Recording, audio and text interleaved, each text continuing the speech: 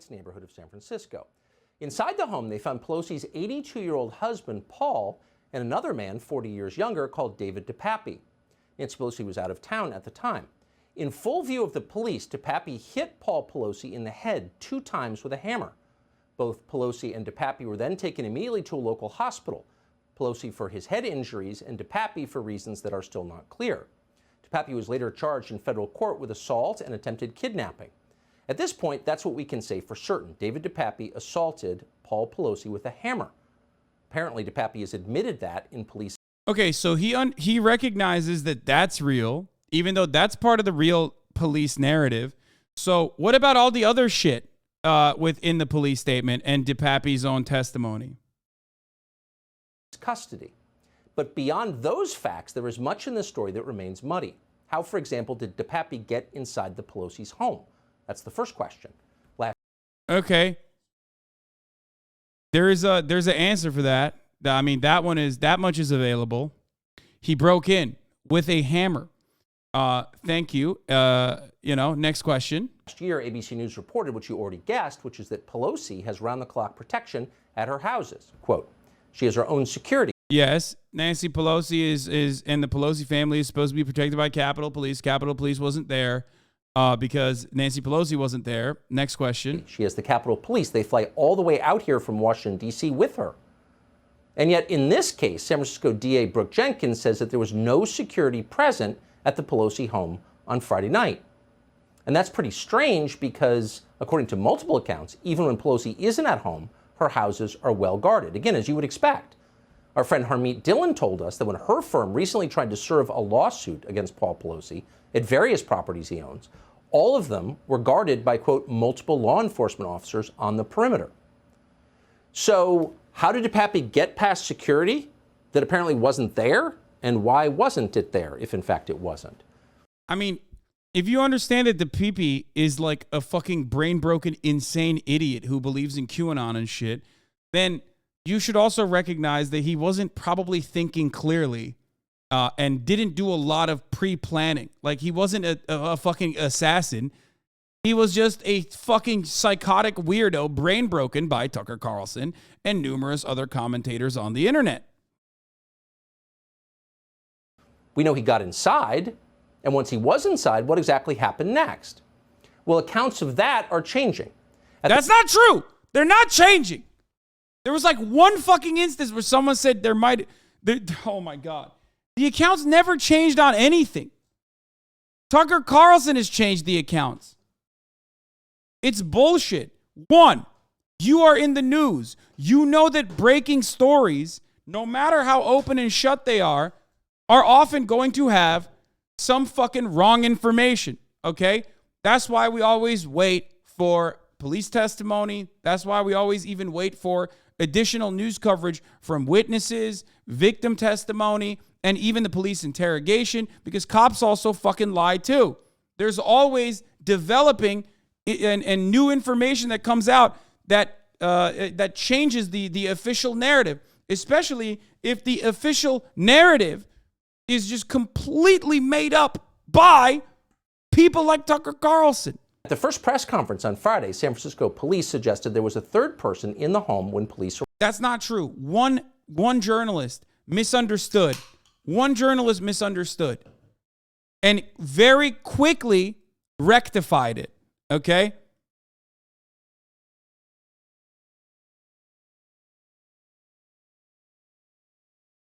One journalist misunderstood and immediately fucking came out and said, oh, I was wrong about that. Like 30 minutes later. Arrived, and Politico dutifully reported that. Quote, officers arrived at the house, knocked on the front door, and were led inside by an unknown person. In other words, by a person who was not David DePappy or Paul. That's bullshit. That's bullshit. The police do not know who David DePappy or Paul Pelosi is. Pelosi. That's it. Now, Politico never formally corrected this claim. Instead, just 2 days later, Politico, the same publication, attacked anyone who repeated its own reporting as a crazed conspiracy monger. Quote, pro-Trump commentators weighed in online to raise questions about the investigation based on unfounded and false claims. Among those baseless claims, that a third person answered the door. Yes, because you looked at an open and shut case and derived you looked at something in the least charitable way possible without ever addressing information that we knew as a matter of fact. If you looked at the entire story, and as plenty of people did, they saw a guy who was a crazy QAnon conspiracist break into fucking Paul Pelosi's house, and then Paul Pelosi call 911 and speak in code, okay, saying, I'm here with a person named David, I don't know him, or whatever the 911 call was. You heard about the dispatcher understand that there was a situation that was troubling there, immediately sent cops over. You saw that one of the two people, I don't know who actually opened the fucking door, but one of the two people answered the door, let the cops in, and then cops watch fucking David DePappy and Paul Pelosi struggle over a hammer as David DePappy hit Paul Pelosi in the head with a fucking hammer. The same publication attacked anyone who repeated its own reporting as a crazed conspiracy monger. Quote, pro-Trump... You are the reason. You read that. You were motivated to think that there was some other shit going on. That's why they're saying it's a conspiracy. That idea. But the question remains, was there a third person at the home? We don't know, but it's not crazy. We do know. We know that there wasn't a third person at the home. To assume there was. Here's how today's charging documents describe the scene inside the house. Quote, when the door was opened, Pelosi and DePappy were both holding a hammer with one hand, and DePappy had his other hand holding onto Pelosi's forearm. Pelosi greeted the officers. The officers asked them what was going on. DePappy responded everything was good. So it's an awful scene in some ways, but here's the critical clause. When the door was opened, well, opened by whom? Common sense suggests it probably couldn't have been Pelosi or DePappy who opened it. Bro, you're adding this shit in here. Dude, this is the most, once again, I got to repeat, this is the most popular news broadcast in the country. This is the most popular news broadcast in the country. This is the most popular news broadcast in the fucking country. He is literally actively working to create more David DePappys. That's crazy.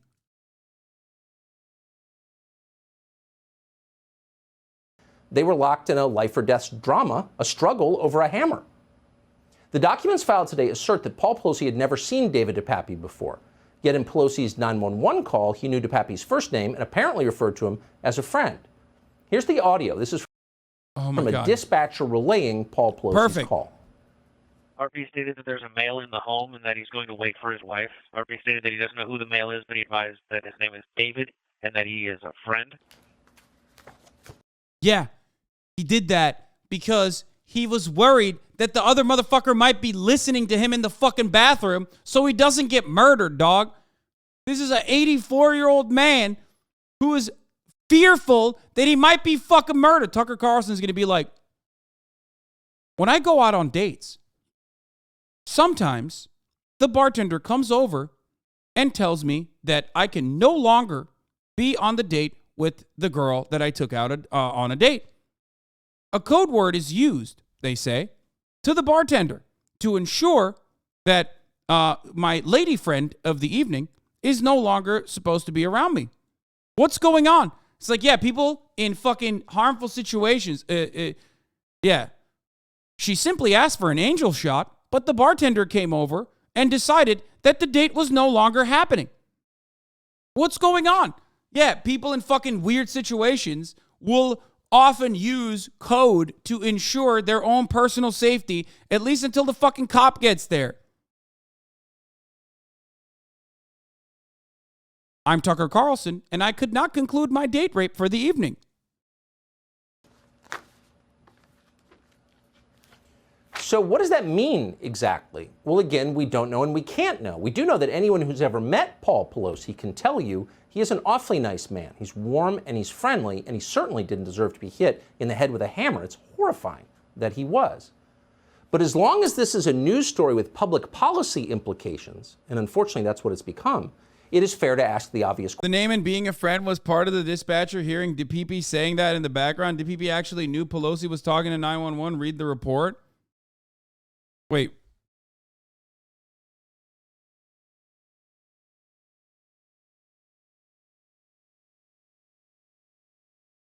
Do you have the actual report? We looked at it yesterday. I don't remember that.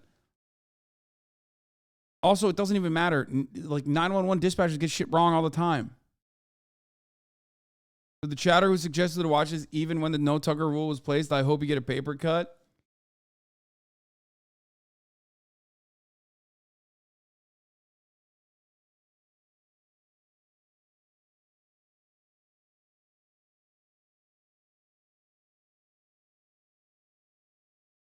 There is no conspiracy here when the motherfucker literally openly mentioned what he was doing, what his interest was. Please, okay? There will be inconsistencies in a fucking situation like this, okay? Of course there's going to be inconsistencies because everyone is trying to understand what's fucking going on in that circumstance. But you are getting duped into believing shit from a person who knows what's going on and is routinely and regularly trying to fucking spread misinformation by asking the question, what's going on? He's not actually curious about what's going on. Jesus Christ. Special agent with the FBI since 2019. Probable cause. On October 28th, 2 a.m., San Francisco dispatch received a 911 call from Paul Pelosi, located at the Pelosi residence. Pelosi stated the words to the effect of, there is a male in the home, and the male is going to wait for Pelosi's wife. Pelosi further conveyed that he does not know who the male is. The male said his name is David. Okay, so the dispatcher is relaying information, but he actually, Paul Pelosi openly states, I don't know who the fucking male is. The PP from behind hears him on the phone and says, his name is David, I guess? Or Paul Pelosi says the male said his name was David? At 2:31 a.m., SFPD officer Colby Williams responded to the Pelosi residence, California, and knocked on the front door. When the door was open, Pelosi and DPP were holding a hammer with one hand.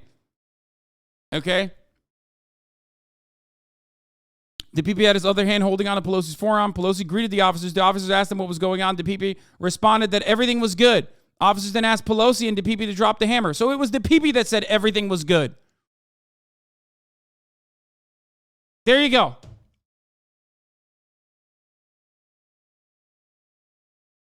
DPP was the one who responded and said everything was good. DPP pulled the hammer from Pelosi's hand and swung the hammer, striking Pelosi in the head.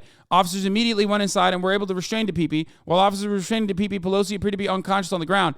Officers removed a cell phone, cash, clipper, cards, and an identified card from DPP's right short pockets. DPP provided officers with first and last name. After officers asked if he had an ID, he said he might be in his backpack on the back porch, and later said his backpack was near the broken glass. When officers removed DPP from Pelosi's residence, police body-worn camera footage showed a glass door that appeared to be laminated glass broken near the door handle.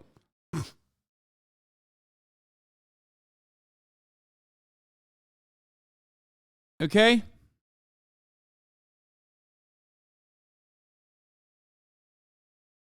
In addition, law enforcement searched DPP's backpack at the Pelosi residence, and they found, among other things, a roll tape, white rope, one hammer, one pair of rubber and cloth gloves, and a journal.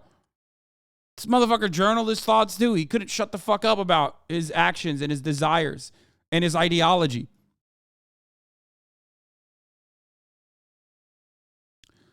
SFPD officer Colby Williams was able to interview a suspect who saw an individual in all black carrying a large backpack, a black bag on his back, walking near the Pelosi residence where Witness 1 was parked. Witness 1 was working private security at an address nearby. Witness 1 then heard what sounded like banging on either a door or car, and then heard the sirens within a minute or two. Pelosi was interviewed by the SFPD officer Ariane Starks in the ambulance during the transport to San Francisco General Hospital. Pelosi stated he had never seen DPP before. Pelosi was asleep when DPP came into Pelosi's bedroom and stated he wanted to talk to Nancy. Bro, it's literally open and shut. I didn't need to read all this to understand that this was open and shut, but here we are, reading it, and it's open and shut. What the fuck?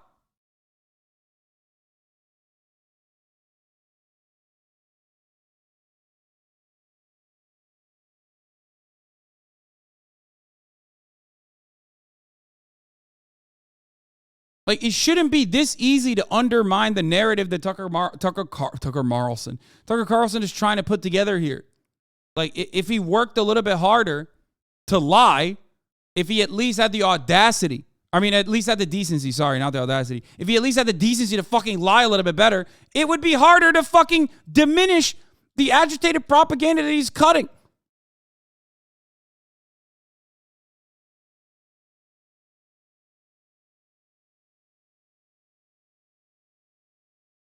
Questions as you would about any other violent crime that occurs in America, and especially this one, since so many facts, basic facts, seem to be in dispute.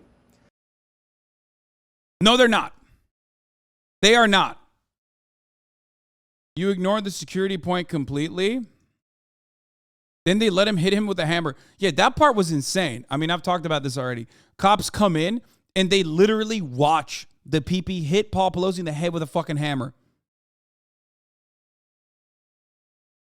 It's crazy. Cops are there immediately. They come inside, and then they let Paul Pelosi get hit in the fucking head with a hammer. Classic cop moment, by the way. Well, they walked in. They were like, well, I don't see a black person here, so just doing our job. Move it along, sirs. Oh, wait. He's using the hammer to hit him in the head now. Well, I guess we should do something about it. The point regarding the normal scheduling, what are you saying? What the fuck are you saying? He was saying why security is lax when it's been noted that he has always has security. Ignoring the security point is disappointing. I don't see how the security point went over his head. It's obnoxious when he blatantly ignored this asshole's only good point. The security took the night off. Dude, you know what's disappointing? The fact that you are so psychotic that you still think that there is a conspiracy theory here. Okay? Like that you think that Nancy Pelosi being away is the reason why Paul Pelosi thought there was no need for security. Okay? I'm losing my fucking mind. It is so obvious what happened here. And you still want to believe that there's a fucking conspiracy, dog.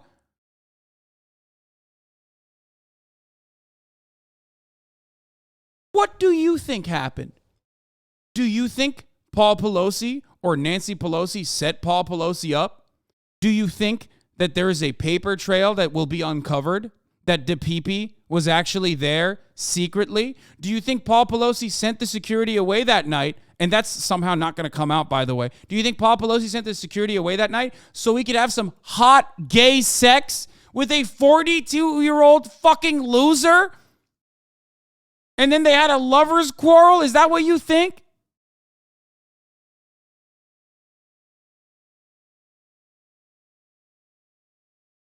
This is why I can't fucking watch Tucker Carlson, because there are mentally ill 8-month subscribers who go, nah, dude, I'm going to fucking connect the dots here.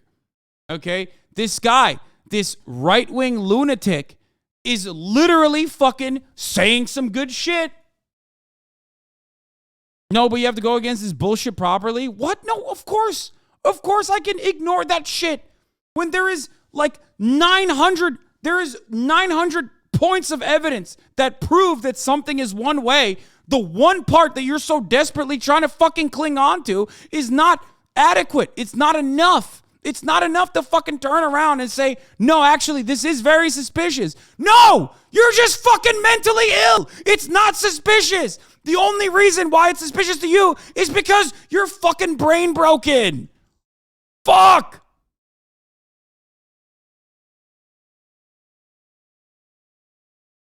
I already covered that part. The reason why there was no security was because Nancy Pelosi wasn't there.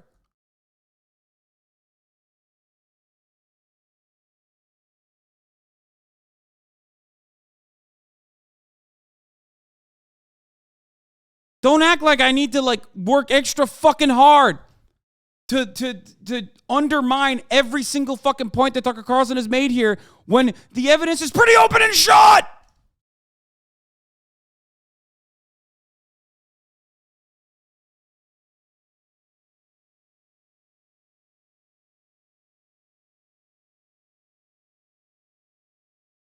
You can't ignore that shit. No, but you have to go against this bullshit properly. Good call. Dude, read the rest. I know. Jesus, kid. Shut the fuck up, dumbass. You didn't hear me fucking properly address it. He had a separate point at which you didn't notice at the time. No, I did. I didn't openly just go, hey, the reason why he doesn't have security is because of this reason. What the fuck is Tucker Carlson saying? Because I had already addressed it. Because the reason why I didn't have security is because Nancy Pelosi is protected by Capitol Police. But Nancy Pelosi wasn't at the fucking house. He was in fucking D.C. She was in D.C. at the time. I already mentioned it. Just because you're too stupid to recognize that that point has been addressed already doesn't mean I have to sit there and fucking spoon feed this to you. Holy shit!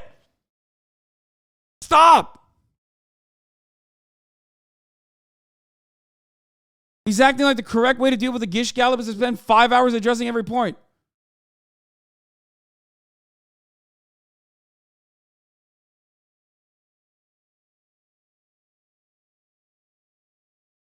This is why I fucking despise Tucker Carlson especially, okay?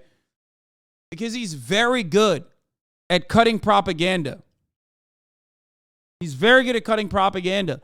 So there are literally brain-broken idiots in my chat even that will go, wait a minute, he's asking some good questions. Because they can't think for themselves.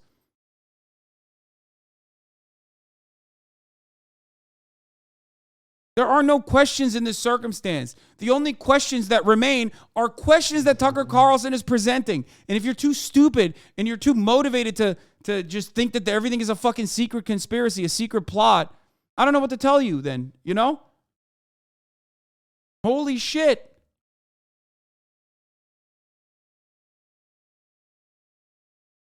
Local KTVU investigative reporter Evan Cernovsky, for example, initially reported that DePappy was, quote, found in underwear when police arrived. Today, Cernovsky made a specific point of retracting that claim.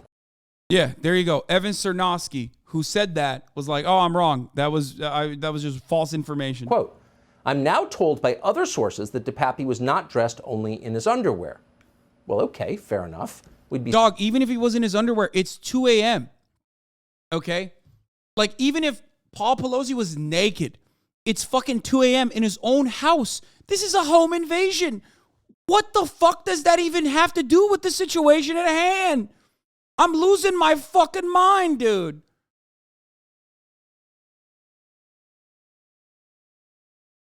Or even if it was DePappy. Oh, sorry. DePappy was not dressed in his underwear. Sorry, I misunderstood. Sorry. DePappy was not in his underwear. Or DePappy was in his underwear, let's say. Okay, then he's a fucking rapist. Open and shut case. Okay?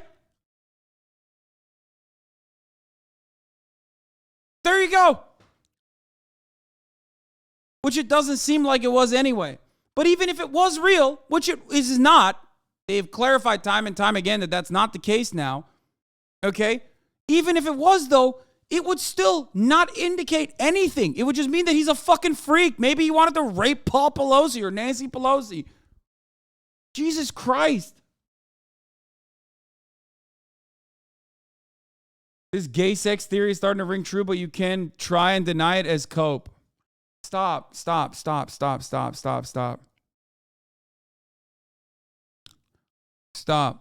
Please. I know you're fucking memeing, but there are literal people that are just stupid like that, okay? Please don't bait right now. Oh my God. Why was he alone that night? He's a rather high-profile individual. Shouldn't he have 24/7 security? I don't think you motherfuckers understand. Like, a lot of people don't think that people are going to fucking walk into their houses and kill them. You get that, right? Like, please. Most of these people in their own homes are not like, oh, I need a fucking security all the time.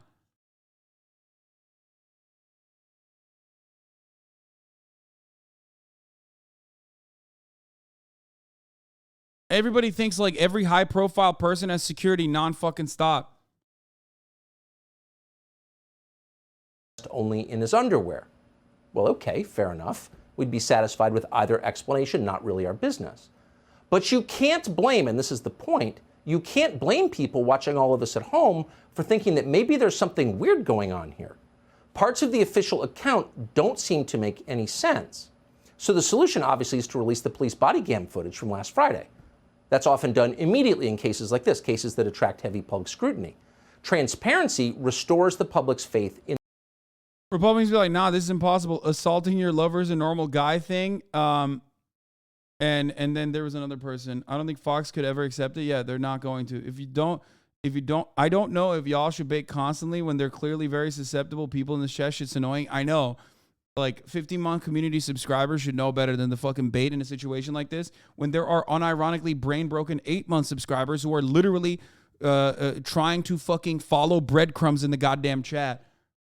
Like, this is one of those instances where it's so fucking obvious what is happening. Like, what happened is so fucking obvious, and people are still, like, super desperate to find, like, an alternative example, partially because we're all so brain broken and we love conspiracy theories, and partially because a lot of people are motivated to cast doubt on the subject because they would rather do that instead of take blame for the brain brokenness of a lot of QAnon MAGA Republicans.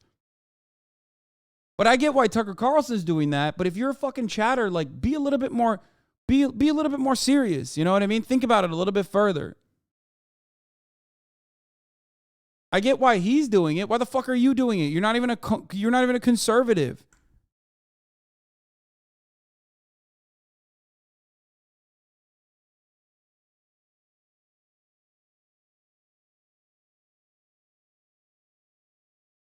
To be honest, this is one of the more funner conspiracies they engage with. I mean, it's funny if you're just going to think about it like it's funny, how stupid it is. But it no longer is funny when it indicates like serious brain issues, okay? I love memeing. I love joking about this. I love saying Paul Pelosi's gay and DePP is his gay lover. Those things are funny when you talk about it like that, but only as far as like everyone is clear that like we're obviously joking. The unfortunate reality is when I'm talking about like the most popular news broadcaster in the fucking country making this seem like it's a very legitimate possibility when all evidence points to the exact opposite, then all of a sudden it becomes not so funny because that level of denying reality is how you create more the peepees to begin with. Do you get it? That's how we got to the peepees to begin with because people kept saying, like, at the top of the hour, there's no 6-second ad break. At the top of the hour, you can avoid those ads with any method whatsoever, you know?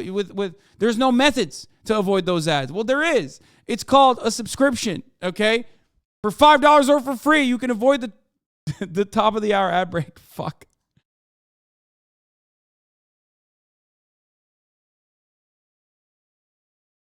I mean, this motherfucker was drunk driving at the age of 84, okay?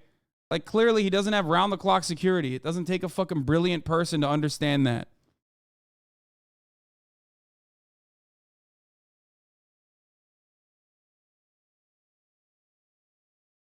Anyway, here's the 1-minute ad break now. In the system. It is the only thing that does. In fact, that's the whole point of body cams, to reassure people that they can really know what happened. Transparency is the antidote to, quote, misinformation. On the other hand, if you want people to fall headfirst into crazed conspiracy theories, then you would keep lying and hiding things. And yet, But they're not doing that. They literally released so much information unceremoniously, I would say. They released so much information immediately. They released information from the testimony of the fucking assailant. They immediately released the FBI investigation being conducted. Like, the only thing they haven't released is the body camera footage, which always takes some time because they have to fucking make sure that you're not, like, doxing someone, especially in a private residence. For some reason, the San Francisco Police Department is... The problem, though, is that, like, the more information you release, the more they're going to say, well, it's kind of suspicious that they released so much information. Do they have no concern for the safety and security? Oftentimes, body camera footage is never released. In unique cases like this, body camera is released immediately. Well, that alone raises further alarm because their goal is not to arrive at the truth. They've already made up their fucking minds. They made up their minds already.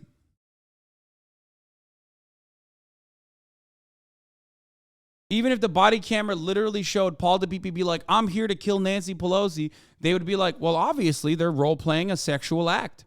The largest deviancy at all. Paul Pelosi fantasizing about Nancy Pelosi being murdered with a hammer. As you can see from the body camera footage alone, Paul Pelosi is rock hard. You know, it just doesn't matter. They're going to move on. Or more likely, obviously they're not going to say like Paul Pelosi's rock hard or whatever. They're just going to move on. They're never going to talk about it again because the damage is done already. Refusing to release Friday's body cam video. We learned that today when we filed a records request. No chance, they said. So until we see that tape, there is a lot that we cannot know. But the main question tonight, the one that's going to affect your life going forward, because this story will affect your life, the question is, who exactly is David DePape? Oh, he's going to talk about how he was a cuck, living with a fucking nudist, and made hemp bracelets or whatever, and claimed that he's a hippie and not a right-winger. He's going to say DePape was a leftist, and that he's going to say that he's a fucking male prostitute. That's it. That's it. That's like, I can't watch this, dude. I'm going to fucking kiss myself. If I watch this, I'm going to kiss myself. Okay? I know already, but it makes me so mad. He's going to say he's a mentally ill gay guy. Okay? And then he's going to turn it into, and this is how they're using this as any other opportunity they could to fucking, to cast doubt on the right wing. Okay? It's just a waste of fucking time. I can't do it. I don't even want to watch fucking Ben Shapiro's breakdown anymore. Let's take a look at the 7 days before high-stakes Senate midterm elections.